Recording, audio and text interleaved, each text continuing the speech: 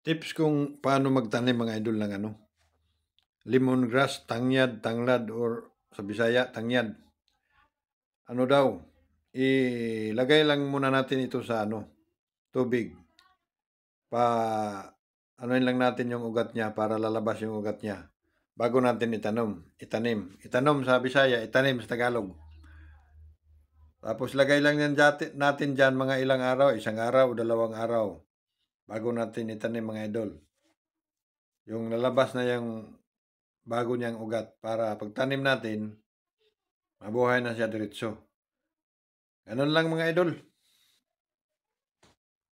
Kay kung idiretso natin itanim, karamihan hindi mabubuhay mga idol eh. Namamatay oh, gaya nito oh, namamatay. Ayan oh. Yung iba oh, ayan oh, na ano na, yung iba may nabubuhay dito, dalawa lang. Yung iba wala. Diretso yan tinanim. Subukan natin tong ganito mga idol. Update ko lang kayo pagdating sa sunod na araw kung mabubuhay ba ito.